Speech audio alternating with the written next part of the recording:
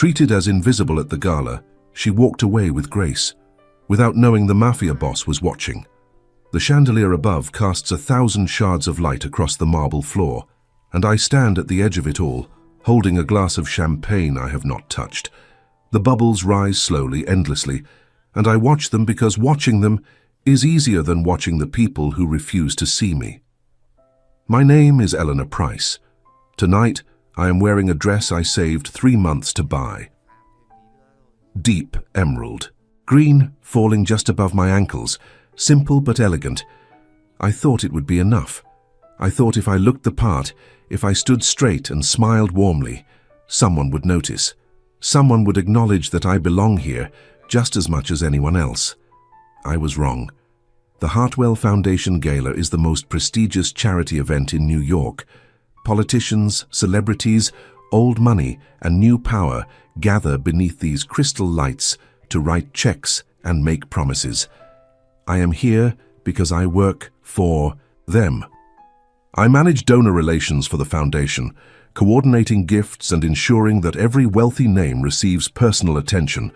I know their birthdays, their children's names, their preferred wines. I have spent 2 years building relationships that exist only on paper and in polite emails. But tonight, standing among them in person, I realize the truth. To them, I am furniture. I am the woman who answers phones and sends thank you cards. I am not someone they need to acknowledge. Woman in a red gown brushes past me without a word, her perfume sharp and expensive. A man in a tailored suit steps around me as if I am a pillar he must navigate. I smile anyway, because that is what I have learned to do. Smile. Be pleasant. Do not let them see that it hurts. My supervisor, Patricia Caldwell, stands near the grand staircase, laughing with a group of donors. She is radiant in her silver dress, her jewelry catching the light with every gesture. She has not looked at me once this evening. When I arrived, she nodded vaguely in my direction and turned away. I organized this event. I confirmed every guest, arranged every table, ensured every detail was perfect. But Patricia will receive the credit, and I will return to my small apartment alone. I take a breath and move toward the terrace doors. The night air will be cold, but I need it. I need to feel something other than this quiet humiliation. The terrace is empty when I step outside. Below, the city stretches in every direction, lights glittering like fallen stars. I set my untouched champagne on the stone railing and close my eyes. The wind lifts my hair, and for a moment I can pretend I am somewhere else. Someone else. I am 28 years old. I have a degree in communications from a university I am still paying for. I have an apartment the size of a closet and a cat named Darcy, who is probably asleep on my pillow right now. I have worked hard for everything I have, which is not much, but it is mine. And yet, standing here tonight, I feel smaller than I have ever felt. When I open my eyes, I see him. He stands at the far end of the terrace, half hidden in shadow. I did not notice him when I came outside, but now I cannot look away. He is tall, broad-shouldered, wearing a black suit that fits him like armor. His hair is dark, swept back from a face that seems carved from stone. There is something about him that makes the air feel different, heavier, electric. He is watching me, not glancing, not passing his gaze over me on the way to something more interesting. He is watching me with an intensity that makes my breath catch. His eyes are pale, grey perhaps, though I cannot be certain in this light. They hold mine for a long moment, and I feel exposed in a way I cannot explain. I should look away, I should go back inside, but something keeps me frozen, pinned by his stare like a butterfly under glass. Then he moves. He walks toward me with the kind of slow, deliberate confidence that suggests he has never rushed for anything in his life. Each step is measured, controlled. When he stops, he is close enough that I can see the faint scar that runs along his jaw, the way his eyes are indeed grey, the color of winter storms. "You look like you would rather be anywhere else," he says. His voice is low, smooth, with an accent I cannot place. Something European, perhaps. Something that makes every word feel like a secret. "Is it that obvious?" I hear myself say. Only to someone. Paying attention? I do not know how to respond to that. No one has paid attention to me all night. No one except this stranger who appeared from the shadows like something out of a dream. I needed air, I say finally. It was getting crowded inside. Crowded, he repeats, and there is something in his tone that suggests he understands exactly what I mean, not the physical presence of bodies, but the weight of being overlooked, the exhaustion of trying to matter. Who are you? I ask, because I cannot help myself. I know every donor on the foundation's list. I know every face that was supposed to be here tonight. I do not know his. He tilts his head slightly, studying me. Does it matter? You are at a charity gala. You must be someone. Everyone is someone. The question is whether anyone cares to notice. The words land like a blow, soft but precise. He has seen it too then, the way these people move through their glittering world, blind to anyone who does not reflect their own light. I am Eleanor, I say, extending my hand before I can think better of it. He takes it. His grip is firm, his palm warm against my cold fingers. Dominic. Just Dominic. For now. He releases my hand, but he does not step back. He remains close enough that I can smell his cologne, something dark and rich like cedar and smoke. I should be uncomfortable. I should make an excuse and return to the safety of the crowd inside. But I do not move. Why are you out here alone? I ask. You do not seem like the type to hide. I am not hiding, I am observing. Observing what? His gaze holds mine. Everything, everyone. The way people reveal themselves when they think no one is watching.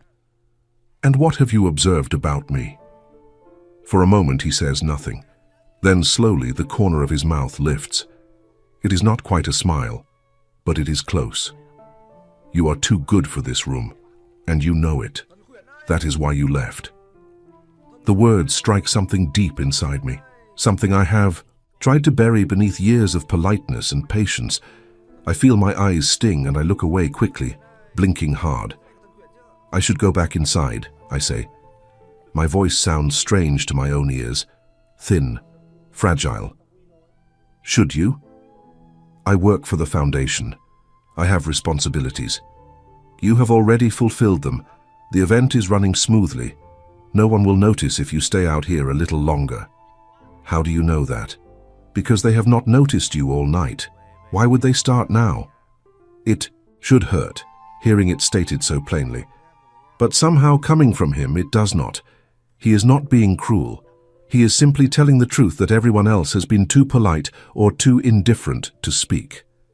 You noticed, I say quietly. Yes. Why? He is silent for a long moment.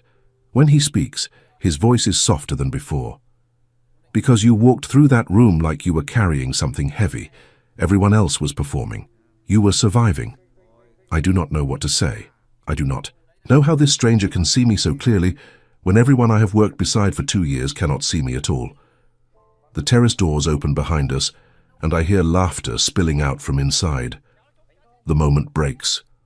I take a step back, suddenly aware of how close we have been standing, how long we have been talking. I should go, I say again, and this time I mean it. Dominic nods slowly. Then go. But Eleanor. I pause, halfway turned toward the doors. Do not let them make you small. You deserve to take up space. I do not respond, I cannot. I simply walk back inside, my heart pounding in a way that has nothing to do with fear. The rest of the evening passes in a blur. I smile at the right people, nod at the right moments, and count the minutes until I can leave.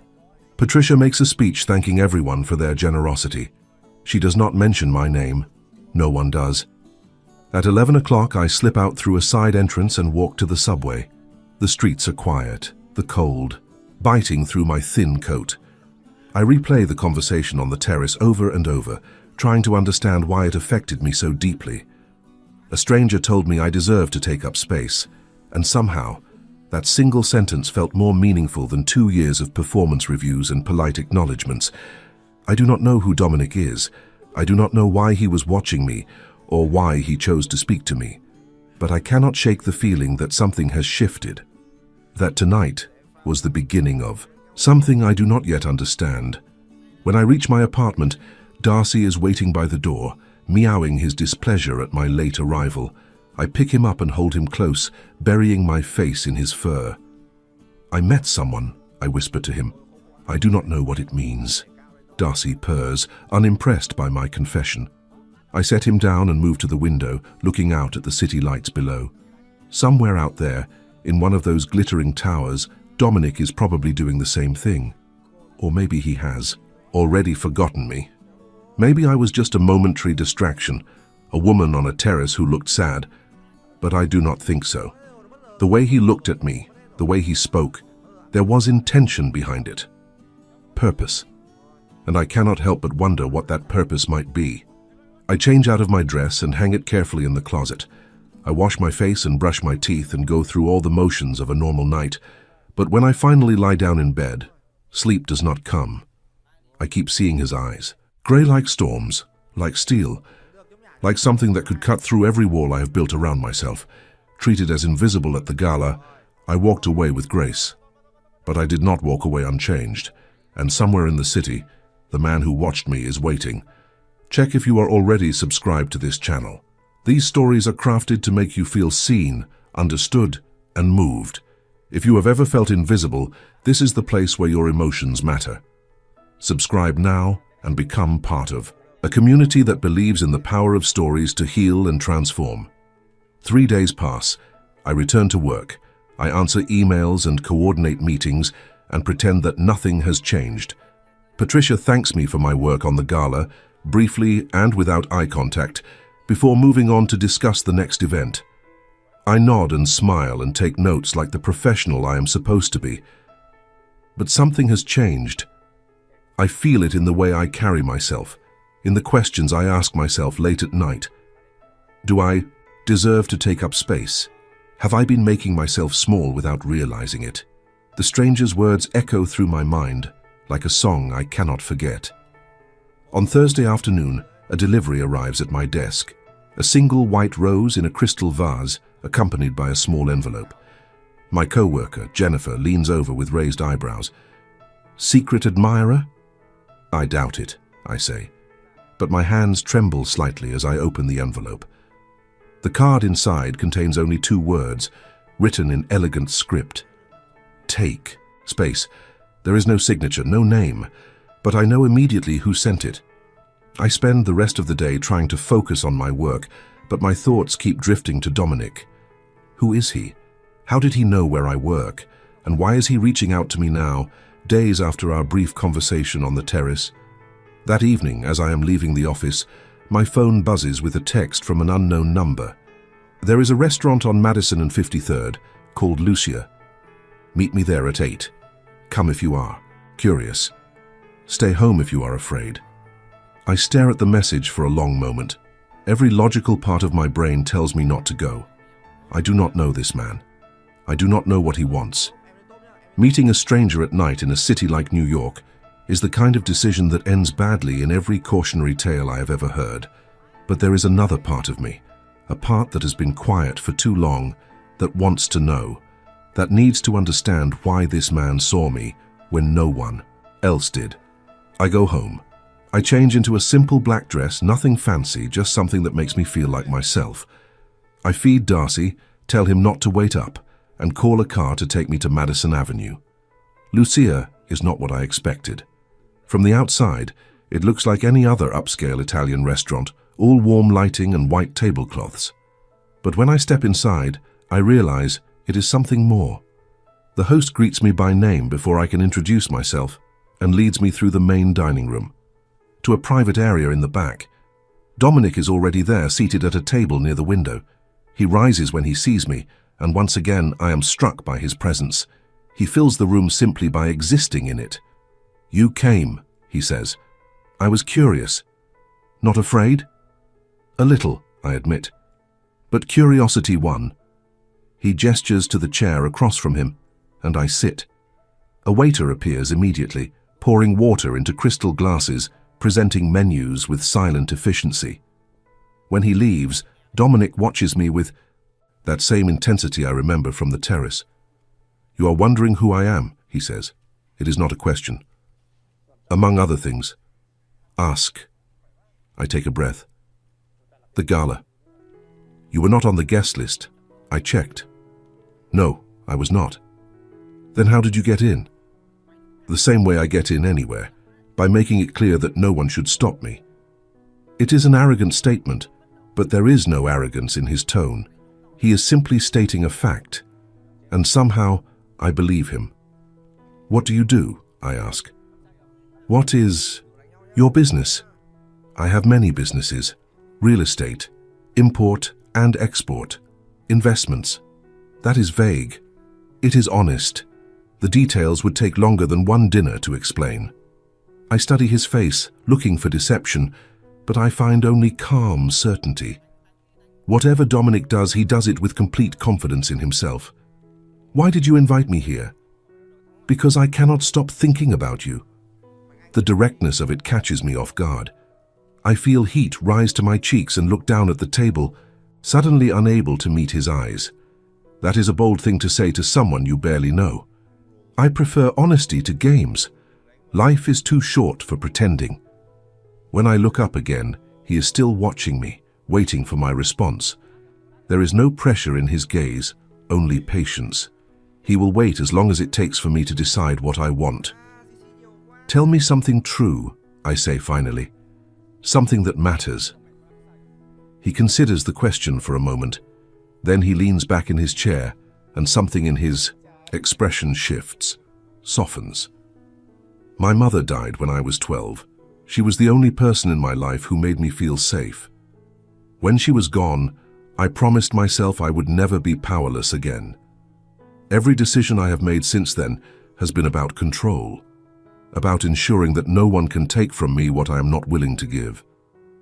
The confession hangs in the air between us, heavy and raw. I did not expect him to answer so honestly. I did not expect him to answer at all. "I am sorry," I say quietly. "About your mother. It was a long time ago, but some losses never fully heal." "No, they do not." He tilts his head, studying me. "You understand that. It is not a question. He has seen something in me, just as I have seen something in him. Two people shaped by absence, building walls to protect themselves from more pain. My father left when I was 8, I hear myself say. One morning he was there, the next he was gone. No note, no explanation. My mother never recovered. She worked herself into exhaustion trying to provide for us. And when I was 16, her heart gave out. I have been on my own ever since." I do not know why I am telling him this. I have not spoken about my parents in years, but something about this moment, this man, makes the words pour out of me like water through a broken dam. "You built yourself from nothing," Dominic says, "and you did it alone." I did not have a choice. There is always a choice. You could have given up. You could have become bitter, resentful, closed. Instead, you kept your heart open. That takes courage. Tears prick at my eyes and I blink them back. I will not cry in front of this stranger who sees me too clearly. "Why me?" I ask. "Of all the people at that gala, why did you notice me?" "Because you were the only real person in the room.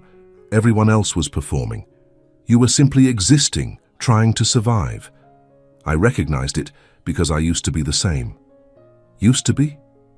"I have learned to perform when necessary. But I never forget what is real." The waiter returns with our food, breaking the intensity of the moment. We eat in comfortable silence, and I discover that despite my nerves, I am hungry. The pasta is perfect, the wine smooth and warm. When we finish, Dominic insists on paying. I do not argue. Something tells me that refusing would only prolong the discussion, and I am too tired for debates. Outside, the night is cold and clear. Stars are invisible behind the city lights, but I look up anyway, searching for them out of habit. "Let me drive you home," Dominic says. "I can take a car." "I know you can. I am asking if you will let me." I consider refusing. I consider maintaining my boundaries, protecting myself from whatever this is. But I do not want to. For the first time in years, I want to let someone in. Okay, I say. His car is waiting at the curb, black and sleek and expensive. A driver opens the door for us, and I slide into the leather interior, acutely aware of how close. Dominic is beside me. The drive to my apartment is quiet. He does not try to fill the silence with small talk, and I am grateful. When we arrive, he walks me to the door of my building. Thank you for tonight, I say. I did not expect... What? Any of this. He smiles, and it transforms his face. For a moment, the hardness falls away, and I see the boy he must have been before loss made him sharp. Neither did I, he says, but I am glad you came. He does not try to kiss me. He does not ask to come inside. He simply takes my hand, presses his lips to my knuckles in a gesture that feels almost old-fashioned, and steps back. Good night, Eleanor. Good night, Dominic. I watch him return to his car, watch the taillights disappear around the corner. Then I go inside, climb the stairs to my apartment, and let myself in. Darcy meows reproachfully from his spot on the couch. I sink down beside him and pull him into my lap. I think I am in trouble, I whisper. He purrs, as if to say he already knew. Over the next week, Dominic and I fall into a rhythm. He texts me in the mornings, simple messages that make me smile. How did you sleep? I am thinking of you. Have a good day. In the evenings, we meet for dinner, or coffee, or walks through Central Park as the autumn leaves fall around us. He tells me about his childhood in Italy, the small village where he was born, the grandmother who raised him after his mother died. He tells me about building his empire from nothing, about the sacrifices he made, and the enemies he created along the way. He does not hide from the darker parts of his past, though he does not dwell on them either. He speaks of them as facts, choices made in pursuit of survival. I tell him about my own journey, working multiple jobs to put myself through college, the loneliness of having no family to celebrate milestones with, the way I have learned to find comfort in small things, a good book, a cup of tea, Darcy's warm weight on my lap. We are two people who should have nothing in common, and yet we understand each other in ways that defy logic. He sees through my walls as if they were made of glass. I see through his as if they were made of smoke. But there are things he does not tell me, things I begin to notice as the days pass. The way his phone buzzes constantly, and he excuses himself to take calls in private. The men who seem to appear wherever we go, watching from a distance, never approaching, but always present. The deference that waiters and hotel staff show him, not the polite respect given to wealthy customers, but something closer to fear. I do not ask about these things, not yet. I tell myself that everyone has secrets, that I have no right to demand transparency from a man I have known only a few weeks, but the questions grow louder in my mind, and I know that eventually I will have to face them. One evening, we are walking along the Hudson River when Dominic stops suddenly. His expression changes, hardens, and he pulls me gently but firmly to the side. What is it? I ask. We need to leave now. Before I can respond, a black car pulls up beside us. The door opens, and Dominic guides me inside with a hand on the small of my back. Seconds later, we are speeding through the city, the driver navigating turns with practiced efficiency. Dominic, what is happening? He does not answer immediately. His jaw is tight, his eyes scanning the streets through the tinted windows. When he finally speaks, his voice is controlled but urgent. There are people who do not appreciate my presence in this city. Sometimes they make their displeasure known. What kind of people? The kind who believe violence is a reasonable negotiation tactic. My heart pounds against my ribs. I have suspected, of course. The pieces have been there all along, waiting for me to assemble them. But hearing it stated so plainly makes it real in a way that suspicion never could. Are you involved in illegal things? He meets my eyes then, and I see something like resignation in his gaze. I am involved in many things, Eleanor. Some of them exist in grey areas, some of them do not. That is not an answer. It is the only answer I can give you right now. When we are safe, I will tell you everything. But at this moment, I need you to trust me. Trust. Such a simple word for such a complicated request. This man is asking me to place my life in his hands, to believe that he will protect me from dangers I do not fully understand. But when I look at him, I do not see a threat. I see the man who told me I deserve to take up space, the man who held my hand and listened to my stories, the man who has made me feel seen for the first time in years. I trust you, I say. Relief flickers across his face, quickly masked by determination. He takes my hand and holds it tightly as the car races through the night. We end up at a building I do not recognize, a sleek high-rise in a part of the city I rarely visit. Dominic leads me through a private entrance, past security guards who nod without question, into an elevator that requires a key card to operate. The apartment at the top is enormous, all glass and steel and breathtaking views. But I barely notice the luxury. I'm too focused on Dominic, on the tension radiating from his body. You are safe here, he says. No one can reach you. What about you?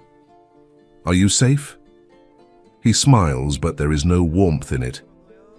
I have survived. Worse than this. That does not answer my question. I know. He moves to the window, looking out at the city below. For a long moment, neither of us speaks. Then, without turning around, he begins to talk. My family has been in certain businesses for generations. When my mother died, my grandmother wanted me to leave to start fresh somewhere clean. But I was angry. I wanted revenge against the world that had taken her from me. So I stayed. I learned. I rose. The Mafia, I whisper. I have thought the word before, but this is the first time I have spoken it aloud. That is one name for it. There are others. What matters is that I am powerful, and power makes enemies. Tonight, one of those enemies decided to send a message. What kind of message? He turns to face me. The kind that says they know about you. The words hit me like a physical blow. I take a step back, my hand finding the wall for support. Me? Why would anyone care about me? Because I care about you, and in my world that makes you valuable. I think of the Gala, the invisible woman standing on the terrace. I think of the rows on my desk, the dinners and conversations and small moments of connection. I think of how carefully, how deliberately this man has pursued me. Did you know this would happen? I knew it was possible. I hoped I would have more time. Time for what? To show you who I am. To let you decide for yourself whether I am worth the risk. I stare at him, this man who has turned my life upside down in a matter of weeks. I should be angry. I should demand answers, explanations, assurances that he will protect me from the chaos he has brought into my world. But anger is not what I feel. What I feel is something far more dangerous. I already decided, I say quietly. That first night on the terrace, something in me recognized something in you. I did not understand it then. I am not sure I understand it now, but I know that whatever this is, I am not ready to walk away from it. Dominic crosses the room in 3 strides. He takes my face in his hands, his eyes searching mine for doubt, for fear, for anything that might suggest I do not mean what I say. He must not find it, because the next thing I know, his lips are on mine. The kiss is not gentle. It is fierce, desperate, full of everything neither of us has been able to say. I grip his shoulders and pull him closer, wanting more, needing him. When we finally break apart, we are both breathing hard. He rests his forehead against mine, his hands still cradling my face. I will protect you, he says, no matter what it costs, no matter what I have to do. You are mine now, Eleanor, and I do not let go of what is mine. The possessiveness in his voice should frighten me. Instead, it makes me feel safe in a way I have never felt before. Then do not let go, I whisper, and he does not. The next few weeks exist in a strange suspension between 2 worlds. There is the life I had before, the job and the apartment, and the quiet routine of surviving alone. And there is the life I am building with Dominic, full of luxury and danger and emotions I am still learning to name. I continue working at the foundation, though I know it cannot last. Patricia has begun noticing my distraction, the way I check my phone between meetings, the way I leave promptly at 5 instead of staying late. She does not say anything directly, but I feel her disapproval like a cold wind. Dominic insists on security. 2 men now accompany me everywhere, discreet but ever present. They wait outside my office, drive me to and from work, and stand watch outside my apartment at night. I should resent the intrusion, but I have come to appreciate their silent protection. The situation with Dominic's enemies remains tense. He does not share details with me, saying he prefers to keep business and personal matters separate. But I see the toll it takes on him. The late nights, the whispered phone calls, the way his shoulders carry a weight that seems to grow heavier each day. One evening, I am at his penthouse when he receives a call that makes his face go pale. He listens without speaking, then hangs up and turns to me with an expression I have never seen before. "I need to leave the city for a few days," he says. "Business that cannot be handled remotely." What kind of business? The kind I cannot tell you about, not yet. I want to argue, to demand transparency, but I can see the strain in his eyes. Whatever this is, it is serious, and pushing him now will only make things worse. "Be careful," I say instead. He crosses the room and pulls me into his arms, holding me tightly. "I will come back to you. I promise." "You had better." He kisses me, slow and deep, as if memorizing the feel of my lips. Then he is gone, and I am left alone in his vast apartment, surrounded by luxury but feeling emptier than I have in months. The days that follow are the longest of my life. Dominic texts when he can, brief messages that tell me nothing and everything. "I am safe. I am thinking of you. Soon." I throw myself into work, trying to fill the hours with something productive. The foundation is planning a new initiative, a scholarship program for underprivileged students, and I volunteer to lead the outreach efforts. It gives me purpose, a reason to get out of bed in the morning. But at night, alone in my apartment, the worry returns. I imagine 1,000 scenarios, each worse than the last. What if something happens to him? What if he does not come back? On the 4th day, I receive a call from an unknown number. When I answer, the voice on the other end is not Dominic's.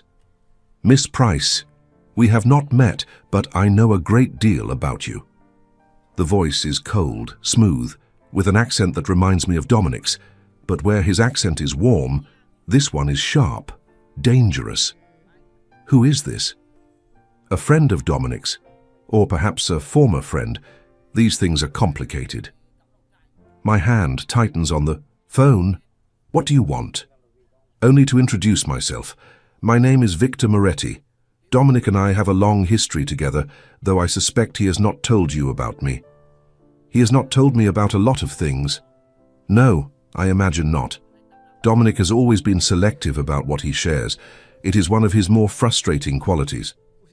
I should hang up. I should call Dominic's security team and report this conversation. But something keeps me listening, a need to understand that overrides my fear. "Why are you calling me?" "Because I want you to know what you have gotten yourself into, Miss Price. Dominic is not the man he pretends to be. He has done terrible things in pursuit of power, things that would make you run if you knew the truth." Everyone has a past. True. But not everyone's past includes eliminating rivals, destroying families, building an empire on the suffering of others. Dominic may wear expensive suits and speak of love, but underneath, he is a predator. And predators do not change. They simply find new prey. The words are designed to wound, and they succeed. I think of Dominic's gentle touches, his whispered promises, the way he makes me feel cherished and safe. Can that same man be capable of the horrors this stranger describes? "Why are you telling me this?" "Because I believe you deserve the truth. And because Dominic has something that belongs to me, something I intend to reclaim." "What could he possibly have that belongs to you?" Victor laughs, a sound devoid of warmth. Ask him about the Corsetti fortune. Ask him what really happened to my brother. Then you will understand. The line goes dead. I stand frozen in my apartment, the phone still pressed to my ear. My mind races through everything Victor has said, trying to separate truth from manipulation. He is clearly an enemy, someone who wants to hurt Dominic. But what if his accusations are based on fact? What if the man I have fallen for is truly capable of terrible things? I cannot answer these questions alone. I need to speak to Dominic, but Dominic is not here, and until he returns I am left with nothing but doubt. That night I do not sleep. I sit by the window watching the city lights, and I think about everything I know and everything I do not know. I think about the gala, the terrace, the stranger who saw me when no one else did. I think about the rose on my desk, the dinners, the kisses, the feeling of safety in his arms, and I think about what it means to love someone whose world is built on shadows. If you are feeling the weight of this story, if Eleanor's journey has touched something inside you, leave a comment saying, "Love is worth the risk." Let me know you are here, sharing this moment with me. When Dominic returns 5 days later, I can see immediately that something has changed. There is a weariness in his eyes that was not there before, a heaviness in his movements. "It is done," he says when I ask about his trip. "The situation is resolved." Resolved how? He looks at me for a long moment and I see him weighing his words, deciding how much truth I can handle. There were people who wanted to challenge my authority. They have been persuaded to reconsider. Persuaded? Yes. I want to press further, but the memory of Victor's call stops me. If I ask about the Corsetti fortune, about his brother, I will reveal that I have been in contact with Dominic's enemies, and I do not know how he will react to that. Instead, I ask a different question. "Someone called me while you were gone, a man named Victor Moretti." Dominic's expression hardens instantly. "What did he say?" "That you have done terrible things, that you are not the man you pretend to be." "And do you believe him?" I take a breath. I do not know what to believe. I only know what I have experienced with you, and that has been... what? Overwhelming, confusing, beautiful. Some of the tension leaves his shoulders. He crosses the room and takes my hands in his. "Victor is my cousin. We grew up together, trained together, were supposed to inherit together. But when the time came to choose a leader, the family chose me. Victor has never forgiven that. He blames me for everything that has gone wrong in his life. He said you destroyed his brother." Dominic's jaw tightens. "His brother Marco tried to take control of the organization by force. He threatened the lives of everyone I cared about. I did what I had to do to protect my people." What does that mean? It means Marco is no longer a threat, and it means Victor has spent the last 5 years trying to destroy me in revenge. I search his face for deception, for the monster Victor described, but all I see is a man carrying an impossible weight, making impossible choices in a world that offers no easy answers. "Why did you not tell me about this before?" "Because I wanted you to know me first, the real me, not the version twisted by my enemies." "And who is the real you?" He lifts my hands to his lips and kisses my knuckles, just as he did that first night outside my apartment. A man who has done difficult things, a man who has made mistakes, but also a man who would burn down the entire world to keep you safe. That is who I am, Eleanor. The rest is just noise. I want to believe him. I want to trust that the love I feel is not misplaced, that the man I am falling for is worthy of that fall. But trust is not something that can be given. It must be built piece by piece, through actions and time. "Then show me," I say. "Show me who you are." And he does. The weeks that follow are an education. Dominic opens his world to me in ways I never expected, showing me the legitimate businesses he runs alongside the darker operations. Real estate developments that transform forgotten neighborhoods into thriving communities. Import companies that bring goods from around the world. Investment firms that fund startups and create jobs. Not Everything I do is illegal, he explains during a tour of one of his construction sites. Most of it, in fact, is completely legitimate. The other parts are necessary. For now. For now? I am working towards something, Eleanor. A future where my family does not need the old ways to survive. But transitions like that take time. They require patience, planning, and sometimes difficult compromises. I begin to understand the complexity of his position. He is not simply a criminal or a businessman. He is a man caught between two worlds, trying to navigate a path that honors his past while building a different future, and he wants me to be part of that future.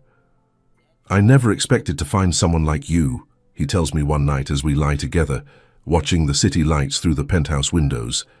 I had accepted that my life would be solitary, that the woman who could understand my world did not exist. Maybe she does not understand everything. Maybe she is still learning. That is enough. More than enough. His hand finds mine in the darkness, fingers intertwining. I feel the roughness of his palms, the scars that tell stories he has not yet shared. And I realize that I am no longer afraid of those stories. I want to hear them all.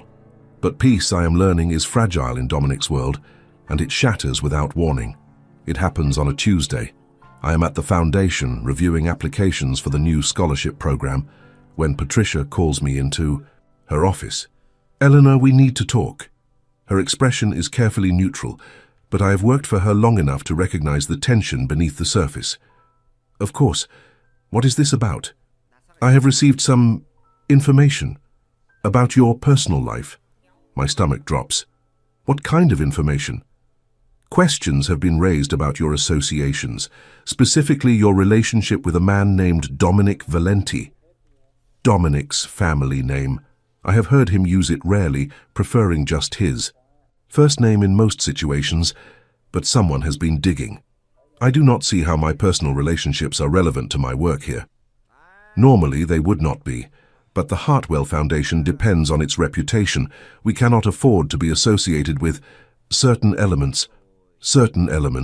Patricia shifts uncomfortably. I have been shown evidence suggesting that Mr. Valenti is connected to organized criminal activities. If this is true, your continued employment here could pose a risk to the Foundation's standing. I feel the walls closing in around me.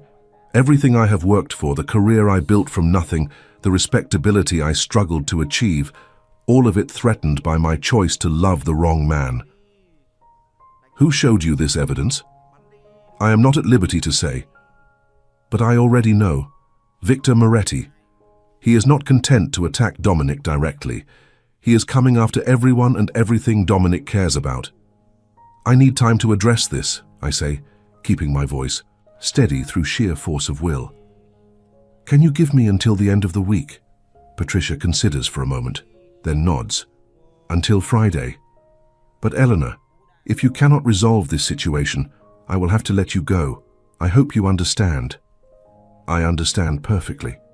I return to my desk and gather my things with mechanical precision. Jennifer watches me with concern, but does not ask questions. I do not offer explanations.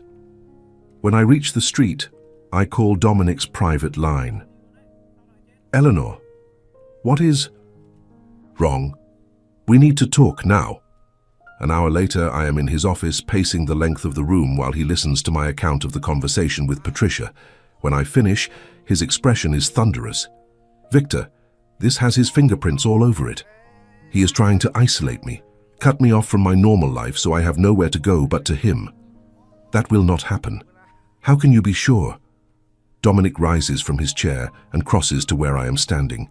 He takes my shoulders in his, hands forcing me to meet his eyes. Because I will not let it happen. Victor has overplayed his hand. He thinks attacking you will weaken me, but he does not understand what you mean to me.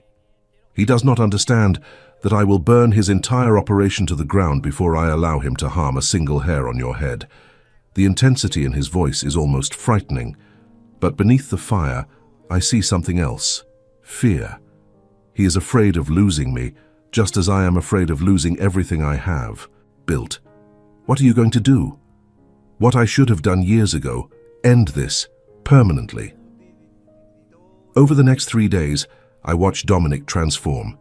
The tender man who brought me coffee and kissed my forehead disappears, replaced by something harder, colder, more focused.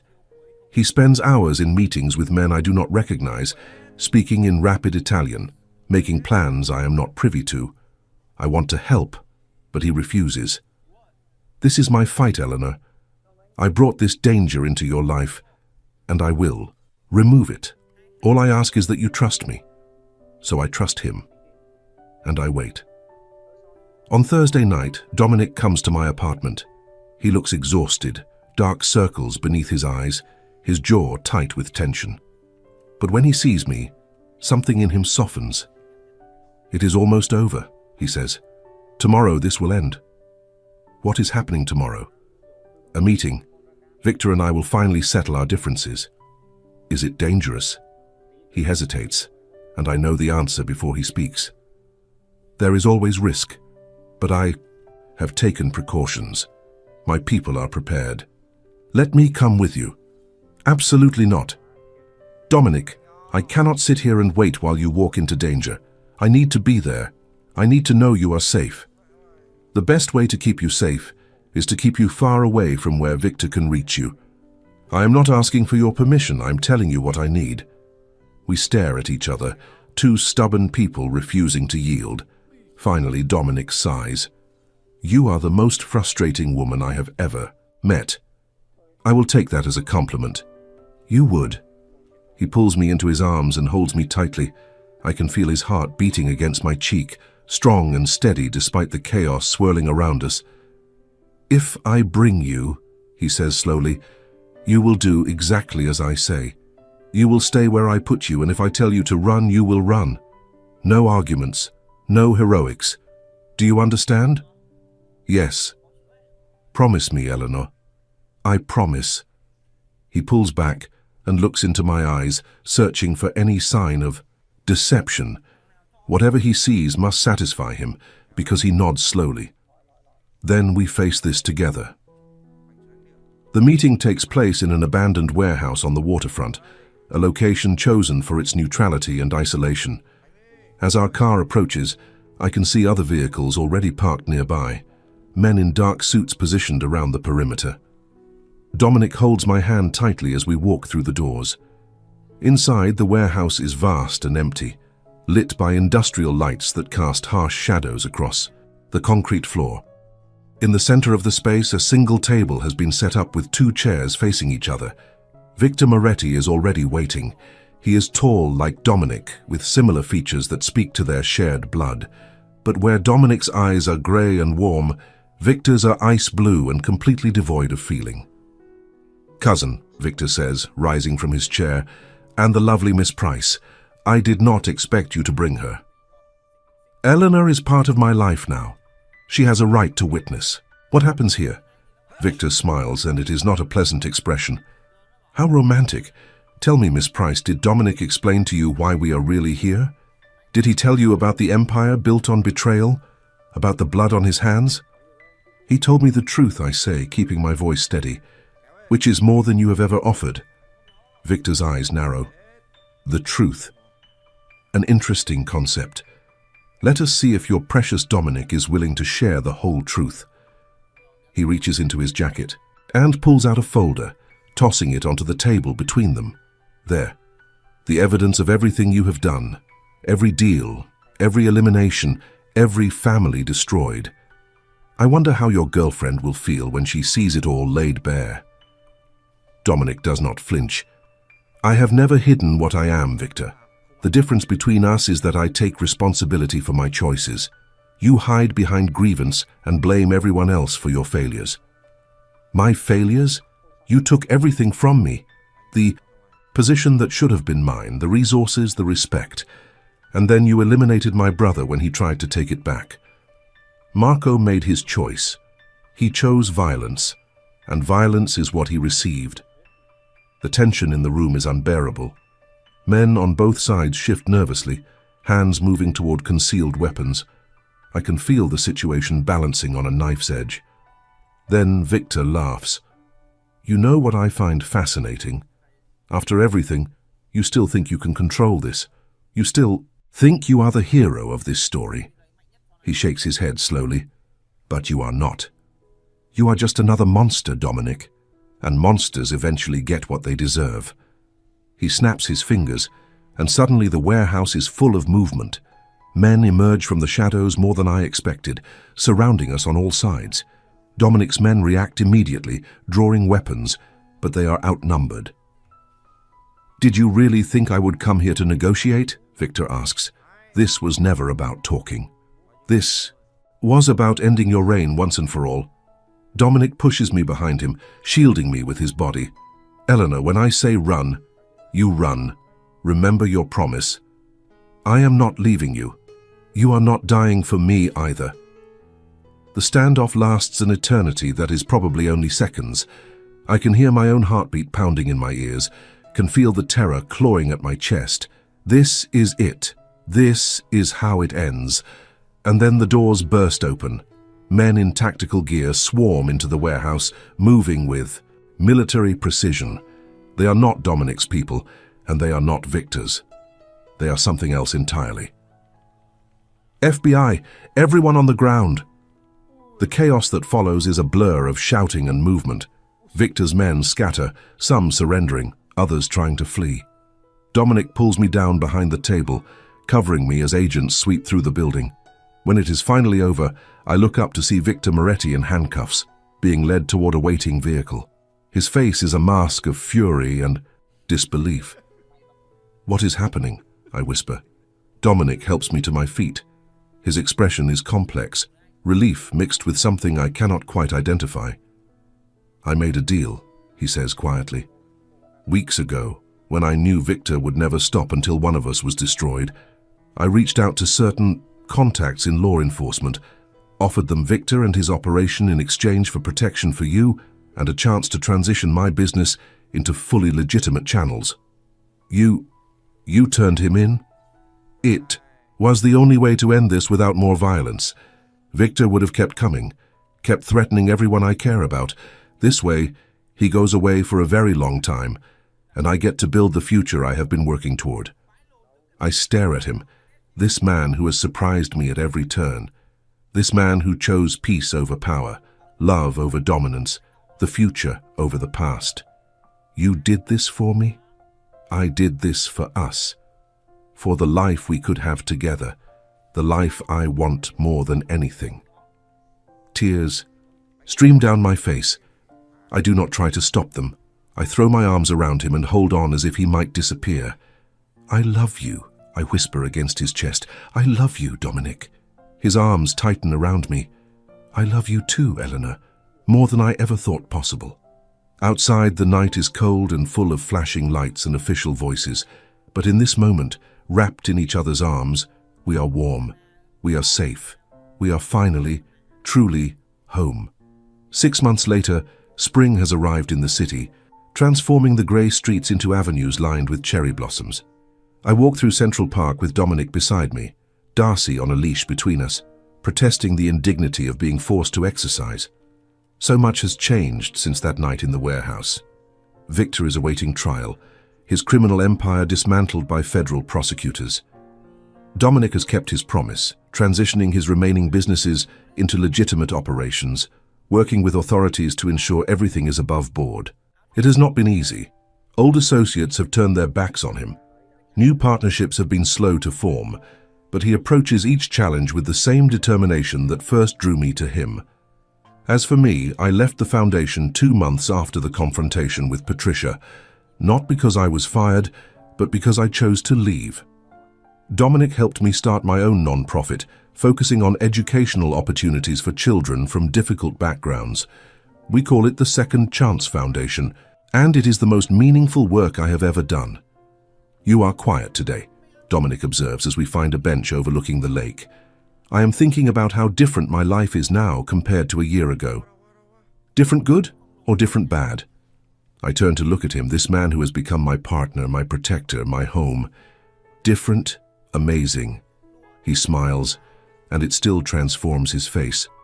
The hardness that once defined him has softened over these months, replaced by something warmer. He is still powerful, still formidable when necessary, but he is also gentle, patient, and endlessly devoted.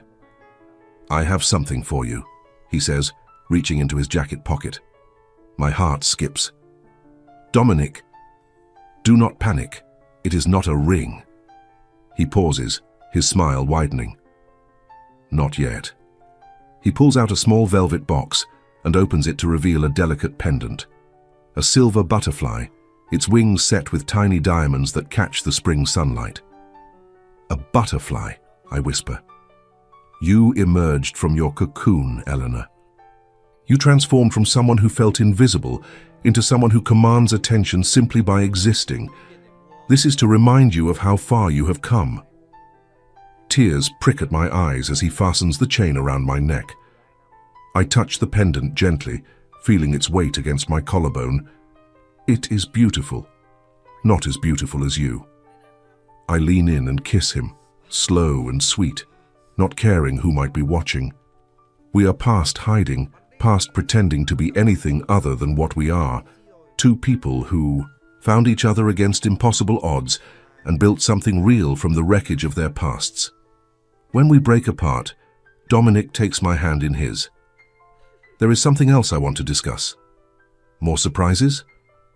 In a manner of speaking, I have been thinking about the future, our future. My heart races. "What about it?" "I want to build a family with you, Eleanor. Not tomorrow, not next month, but someday. I want children who will never know the world I came from. I want a home filled with laughter and love and all the things neither of us had growing up." "Dominic, you do not have to answer now. I just want you to know what I am hoping for, what I am working toward. Every legitimate deal, every honest partnership. It is all for that future, for us." I squeeze his hand tightly. "I want that too. I have wanted it since the night you told me I deserved to take up space. You gave me permission to dream again, Dominic. And in my dreams, you are always there." He pulls me close, wrapping his arm around my shoulders as we watch the boats drift across the lake. Darcy has given up protesting and fallen asleep at our feet, a small furry testament to the domestic peace we have found. "Do you remember the gala?" Dominic asks. "The night we met?" "Of course." "I watched you for an hour before I approached. I saw how they treated you, how they looked through you as if you were nothing. And I watched you handle it with such grace, such quiet dignity. I knew then that you were different, that you were someone worth knowing. You saw something in me that I could not see in myself. I only showed you what was always there." We sit in comfortable silence, letting the afternoon unfold around us. Joggers pass by, families spread picnic blankets on the grass, children chase squirrels through the trees.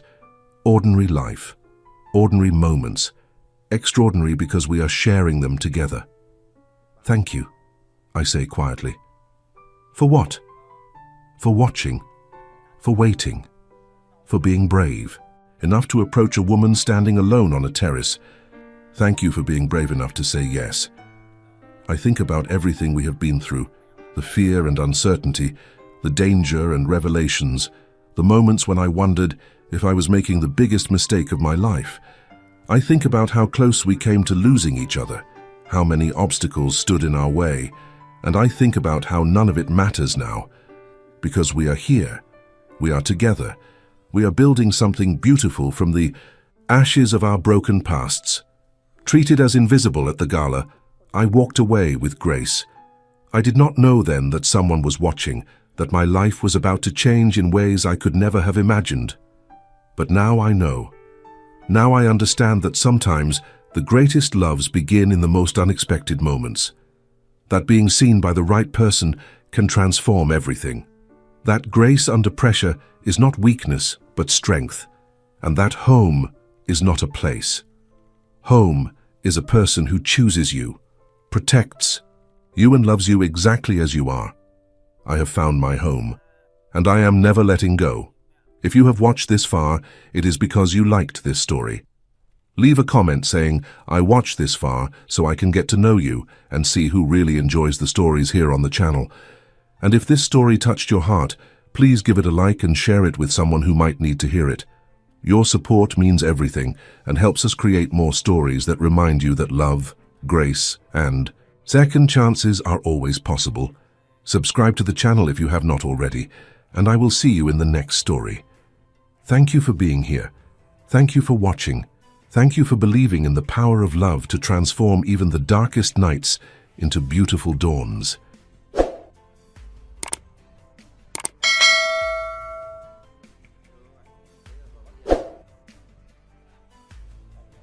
Бедному можно сказать: а кто ты без денег? А он скажет: а я без денег хороший там папа, там, и хороший там друг, товарищ, да, но у меня нету денег.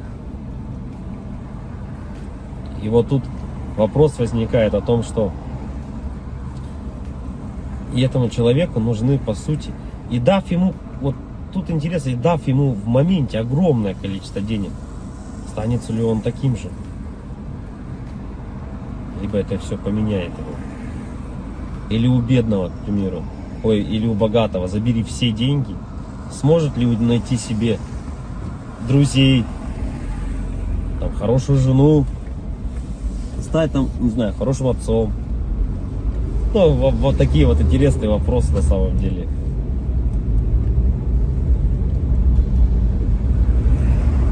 И, наверное, вот для бедных людей тоже, как бедных, я имею в виду финансово, которые, ну, зависимые финансово сильно. Богатые — это независимые финансово. Да, им пофигу вообще, там, что сколько стоит, не считают ни копейки. И вот бедный человек, что может держать его в морально нормальном состоянии?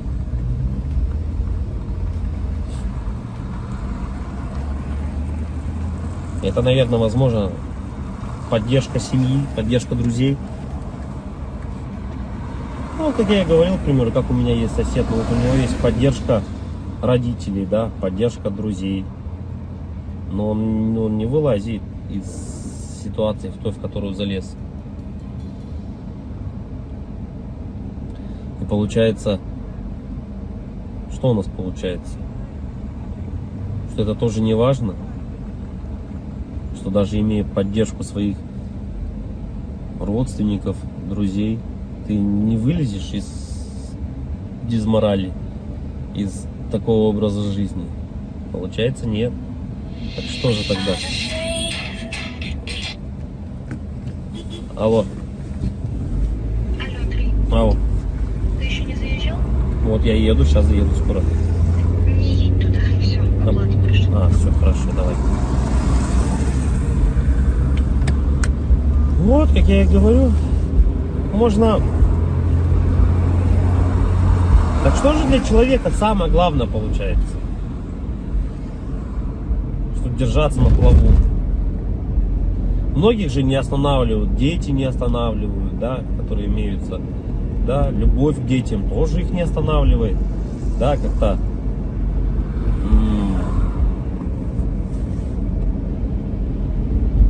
Поддержка...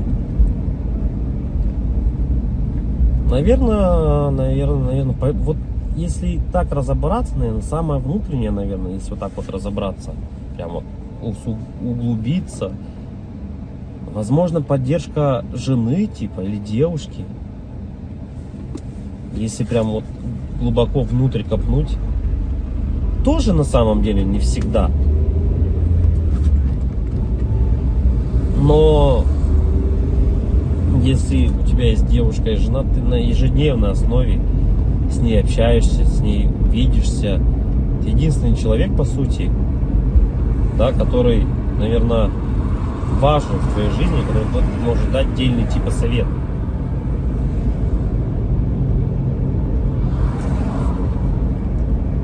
И почему же тогда люди, наверное, расходятся, разъезжаются, перестают быть вместе, раз это так важно? Наверное, из-за того, что Вот нету вот этого как раз таки, наверное, какого-то отдельного совета, какой-то внутреннего чувства нужности этому человеку. Да, люди расходятся, потому что ты не получаешь каких-то тех чувств, которых ты нигде не больше не получишь. Не можешь получить. Ни за деньги, ни еще как-либо. И когда у тебя, наверное, нету этого чувства внутреннего, люди, наверное, потом расходятся. И потом люди, многие, наверное, попадают вот в эти депрессии. Помимо финансовых проблем, нереализованности, да, и еще семейные неудачи какие-то добавляются. Наверное, это было всегда у людей. Просто раньше, наверное, этому не придавали такой огласки, возможно. Да и раньше было чуть, наверное, возможно, проще. Я говорю, человеку надо было всего лишь выполнять свои функции какие-то. Да? Как бы человек мог сходить там, отработать, к примеру, на заводе, прийти, и он был спокоен уже. Что все, типа, он сделал все, что от него требуется. В наше же время ты этого не можешь сделать. И получается, помимо того, что вот оно от этого-то и все исходит на самом деле. Семьи от этого-то и рушатся. Да, от того, что когда ты понимаешь о том, что твоя нереализация в жизни, понятно, что это твоя вина, да, какая-то в чем-то, что ты не смог себя найти. И помимо этого, если у тебя еще нет какой-то внутренней поддержки в твоей семье, то как бы это все и приводит к тому, что люди расходятся. И оба, наверное, остаются в какой-то такой дизморали оба. Да, в какой-то, наверное, все равно внутренней депрессии.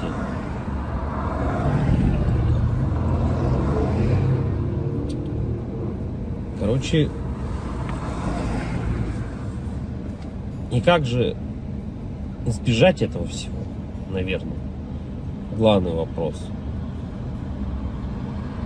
Тут, наверное, несколько вариантов. В наше время, наверное, это наверное, не опускать руки никогда, в первую очередь. Если бы взять со стороны мужчины, да,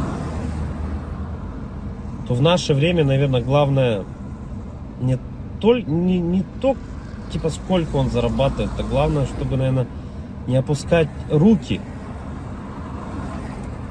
Потому что работа примерно плюс-минус вся одинаковая. Плюс-минус везде она одинаково оплачивается. Да, но хотеть и стараться чего-то большего и не опускать руки, наверное, это одно из самых главных вещей. Да, стараться и хотеть чего-то большего. И тут вступает, наверное, вот это вот как раз таки еще и семейная поддержка, да, любовь, нежность, да, какая-то, поддержка словесная. И это, наверное, все сохраняет в тебе мотивацию к стремлению, к жизни, к желанию добиться чего-то большего.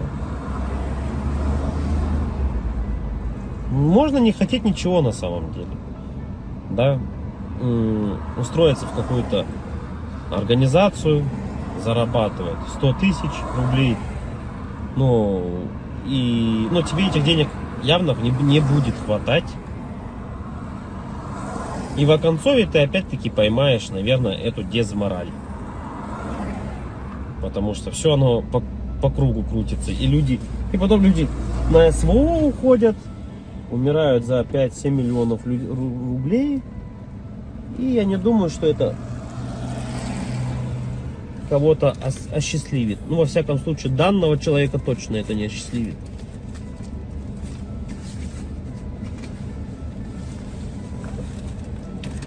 Говоря именно о поддержке что значит поддержка? Как она выглядит, поддержка эта семейная? Наверное, у каждого это, наверное, по-разному немного. В любом случае, каждому человеку нужны какие-то разные вещи от другого человека. Да? Всегда же отношения — это взаимный обмен чем-то. Да? Как бы, и когда люди от друг друга этот взаимный обмен получают, будь то, ну, это могут быть разные вещи.